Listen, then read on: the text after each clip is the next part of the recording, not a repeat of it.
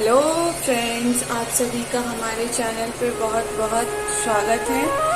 तो अभी शाम का वक्त हो गया है, शाम की संध्या आरती हो गई है, कन्हैया को भोग लग गई है।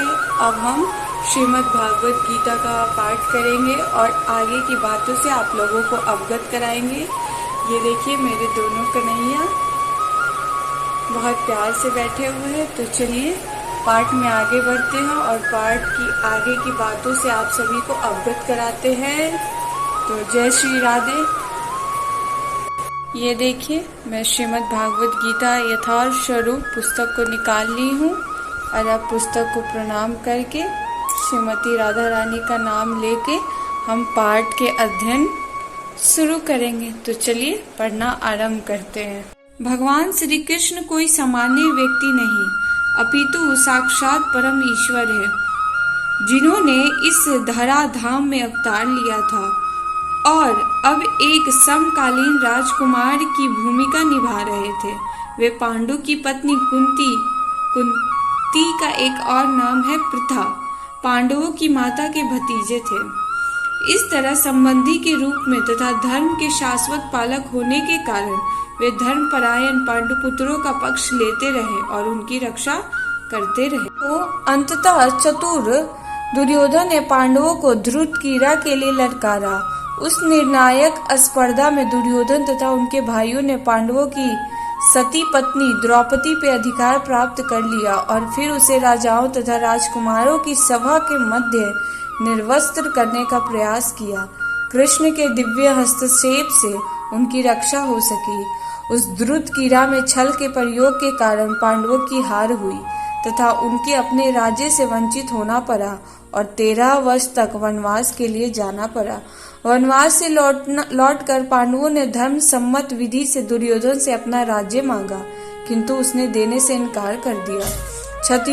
क्षत्रियों के शास्त्रोनुमोदित कर्तव्य को पूर्ण करने के लिए पांचों पांडवों ने अंत में अपना पूरा राज्य न मानकर केवल 5 गांवों की मांग रखी, किंतु दुर्योधन सुई की नोक भी भूमि देने के लिए सहमत नहीं हुआ। अभी तक तो पांडवों सहनशील बने रहे, लेकिन अब उनके लिए युद्ध करना आवश्यक भागी हो गया। विश्व भर के राजकुमारों में से कुछ घृतास के पुत्रों के पक्ष में थे तो कुछ पांडवों के पक्ष में। उस समय कृष्ण स्वयं पांडु पुत्रों के संदेहवाहक बनकर शांति का संदेश लेकर घृतास की राज्य सभा में गए। जब उसकी याचना अस्वीकार की गई तो युद्ध निश्चित था। अंततः सच्चरित्र पांचों पांडवों ने कृष्ण को पूर्ण पुरुषोत्तम भगवान के रूप में पहचान लिया था, किंतु घृतास के दुष्ट पुत्र उन्हें नहीं पहचान पाए थे। फिर भी कृष्ण ने विपक्षियों की इच्छा अनुसार ही युद्ध में सम्मिलित होने का प्रस्ताव रखा। ईश्वर के रूप में वे युद्ध नहीं करना चाहते थे, किंतु जो भी उनकी सेना का उपयोग करना चाहे वो कर सकता था। प्रतिबंध यह था कि एक ओर कृष्ण की संपूर्ण सेना होगी तथा दूसरी ओर वे स्वयं श्री कृष्ण होंगे। एक परामर्श दाता तथा सहायक के रूप में उपस्थित रहेंगे। राजनीतिक में कुशल दुर्योधन ने आतुरता से श्री कृष्ण की सेना झपट ली, जबकि पांडवों ने कृष्ण की उतनी ही आतुरता से ग्रहण किया। इस प्रकार कृष्ण अर्जुन के सारथी बने और उन्होंने उस सुप्रसिद्ध धनुधर का रथ हाँकना स्वीकार किया। इस तरह हम उस बिंदु तक पहुंच जाते हैं जहां से श्रीमद् भागवत गीता का शुभारंभ होता है। दोनों ओर की सेनाएं युद्ध के लिए तैयार खड़ी है और घृतास अपने सचिव संजय से पूछ रहा है कि उन सेनाओं ने क्या किया। इस तरह सारी पृष्ठभूमि तैयार है। आवश्यकता है केवल इस अनुवाद तथा भाष्य के विषय में संक्षिप्त टिप्पणी करने की। श्रीमद् भागवत गीता के अंग्रेजी अनुवादकों में यह सामान्य प्रवृत्ति पाई जाती है कि वे अपनी विचारधारा तथा दर्शन को स्थान देने के लिए कृष्ण को ताक पर रख देते हैं।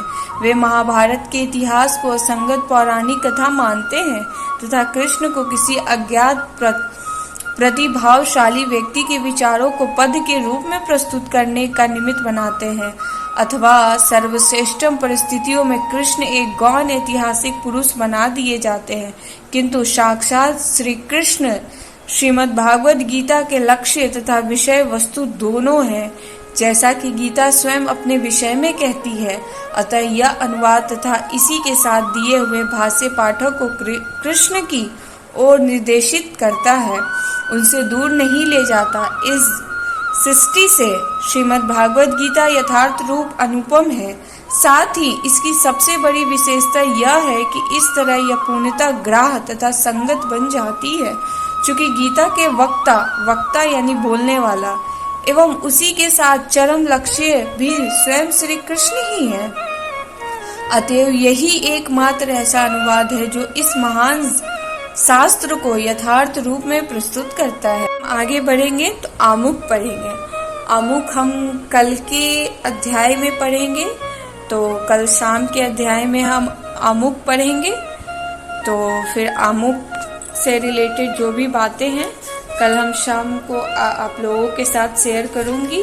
और आज की वीडियो यहीं तक, तो आज का ब्लॉग यहीं तक। फिर आगे की बातों से आप लोगों को कल हम जब अध्याय में आगे बढ़ेंगे तो आगे की बातों से आप लोगों को अवगत कराएंगे। तो ब्लॉग को करते हैं यही एंड। आप सभी को राधे राधे, हरि बोल।